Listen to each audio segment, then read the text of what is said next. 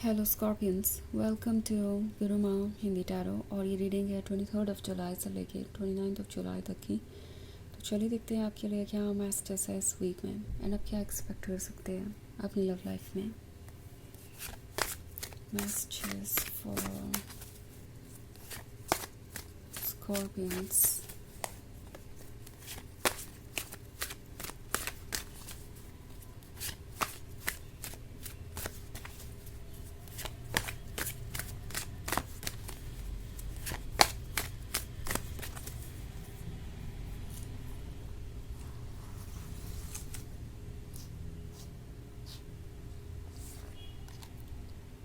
Two of Visions, Nine of Visions, the Council of Animals, Suspension, and the Lovers. Okay. हमारे पास है nine of visions है। तो आप किसी ऐसे रिलेशनशिप में हैं जो अब किसी इम्पोर्टेंट पॉइंट तक पहुंच रहा है। लाइक काउंसिल ऑफ एनिमल्स का कार्ड है। तो ऐसा लगता है जैसे फाइनली आपका लवर अब इस रिलेशनशिप को एक्सेप्ट करना चाहते हैं। ओके, अपने फैमिली मेम्बर्स और अपने फ्रेंड्स के बीच। बट ऐसा लगता है जैसे इस पर्सन को किसी चीज़ को लेकर टेंशन हो रही है। लाइक सस्पेंशन का कार्ड है। तो इस पॉइंट पे उन्हें लग नहीं रहा कि वो एक्चुअली जानते हैं कि उन्हें क्या करना चाहिए या क्या नहीं। बट द लवर्स का कार्ड है। तो ऑब्वियसली इनका लव आपके लिए इतना स्ट्रॉन्ग है कि ये अभी भी आपके साथ एक बहुत स्ट्रॉन्ग बॉन्ड महसूस कर रहे हैं। इट्स लाइक इवन इफ अगर आप काफ़ी टाइम ऑलरेडी स्पेंड कर चुके हैं या फिर ये नया रिलेशनशिप है, इट डजंट मैटर, वो आपके साथ एक स्ट्रॉन्ग बॉन्ड महसूस कर रहे हैं। उन्हें लगता है कि आपके बिना वो इनकम्प्लीट ही रहेंगे। ऐसा लगता है जैसे कोई अपनी फीलिंग्स को कन्फेस करना चाहता है अपने फैमिली मेम्बर्स के सामने, ताकि फाइनली आप दोनों शादी कर सकें, आप दोनों एक साथ रह सकें। सस्पेंशन का कार्ड उन्हें सोचने पे मजबूर कर रहा है।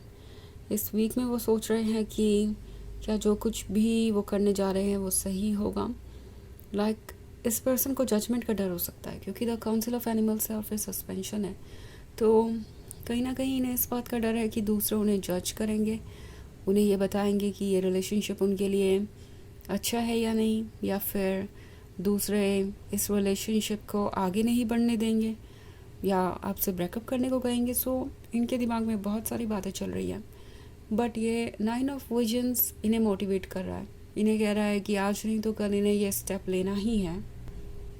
अगर वो आपके साथ अपना फ्यूचर चाहते हैं, अगर वो इस रिलेशनशिप को जीना चाहते हैं, तो उन्हें ये स्टेप लेना ही पड़ेगा। आखिर वो किस हद तक और कब तक इस रिलेशनशिप को अवॉइड करेंगे।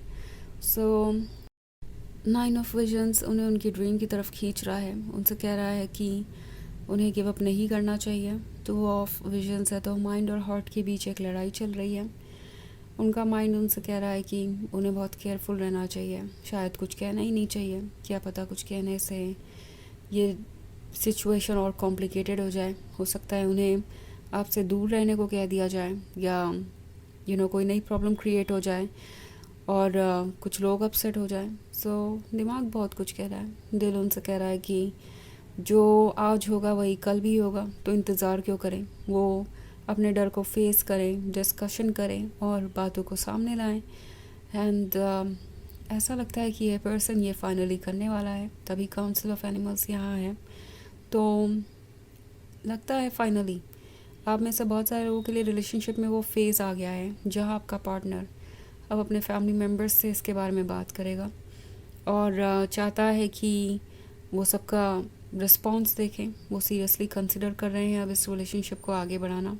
ओके, वैसे ये एक जनरल रीडिंग है तो ये सबसे रेजोनेट नहीं करेगी।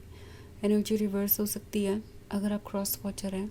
इसके अलावा अगर आप पिछले वीक की रीडिंग या ईयरली रीडिंग देखना चाहें 2026 की, तो उसका भी लिंक आपको डिस्क्रिप्शन बॉक्स में मिल जाएगा हमेशा की तरह। चलिए आगे बढ़ते हैं और देखते हैं और क्या मैसेजेस हैं आपके लिए। Messages for Scorpions. 7 of Boons, the Fair Event, 10 of Challenges, the enchanted wheel and the hermit. Okay,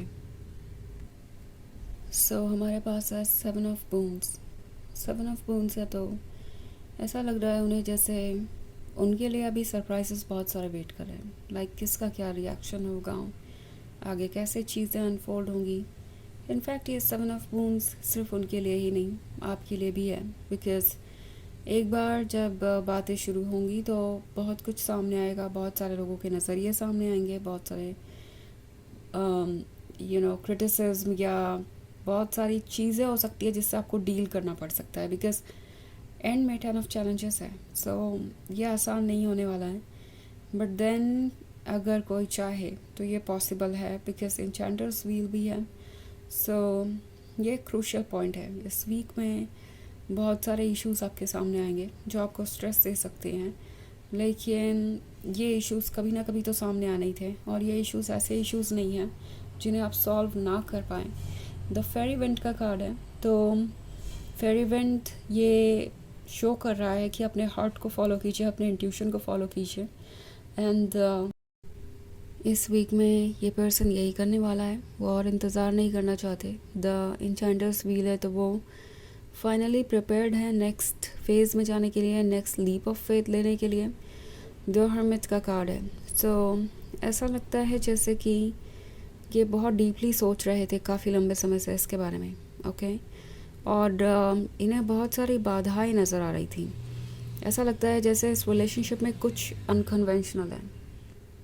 I mean ज़रूरी तो नहीं, पर बहुत सारे लोगों के लिए हो सकता है, जैसे कि cultural difference, background difference, age difference, या कुछ भी ऐसा जिसकी वजह से ये पर्सन बार बार सोच रहा था कि क्या ये रिलेशनशिप उनके फैमिली मेम्बर्स एक्सेप्ट करेंगे। बिकॉज़ ऐसा लगता है जैसे इस पर्सन को ये रियलाइज़ हो रहा है कि वो इस रिलेशनशिप में जितना इंटरेस्टेड है और कोई उस पर्सपेक्टिव से इस रिलेशनशिप को देखने के लिए तैयार नहीं है। और इसलिए एंड में यहाँ 10 ऑफ चैलेंजेस है।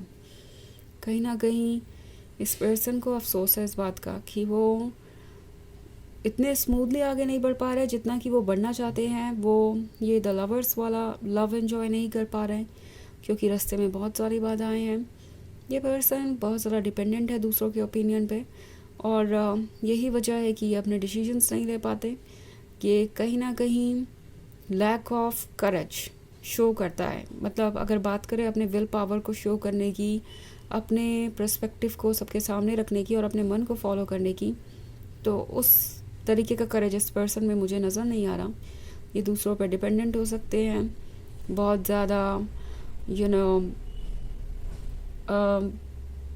कंट्रोल्ड माइंड सेट के हो सकते हैं। ऐसा लगता है जैसे कि इनके माइंड को बहुत आसानी से कंट्रोल किया जा सकता है और एक तरीके से इन्हें मैनिपुलेट किया गया है, और ये उससे बाहर नहीं आ पा रहे हैं, ये उससे आगे बढ़ के कुछ सोच नहीं पा रहे हैं। सो काफ़ी कॉम्प्लिकेटेड सिचुएशन है, बट स्टिल ऐसा लग रहा है कि ये कुछ डिस्कस करने वाले हैं।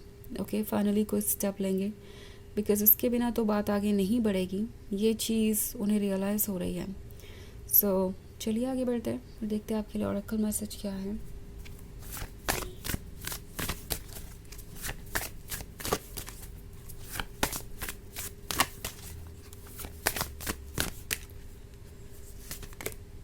लाइट, ओके, सो ये कार्ड आपको क्लियरली कह रहा है कि आप किसी सिचुएशन से बाहर आने के थ्रेशोल्ड पे। इट्स लाइक अभी ये वुमेन जो थी वो वाटर के अंदर थी और अब वो सरफेस पे है, तो वो ये लाइट महसूस कर पा रही है। सो ऐसा लगता है जैसे कि बहुत सारी क्लैरिटी मिलेगी आपको, बहुत सारी चीज़ें आपके सामने आएंगी और उससे आप डिसाइड कर पाएंगे कि आपको करना क्या है। सो ये लाइट का कार्ड आपसे कह रहा है कि खुद पे ट्रस्ट कीजिए एंड चीज़ों को अनफोल्ड होने दीजिए, एंड अपने आप को प्रायोरिटी बनाकर ही कोई भी डिसीजन लीजिए। तो यह है रीडिंग इस वीक की। आई होप आपको अच्छी लगी होगी। Thanks for watching, till next video, bye.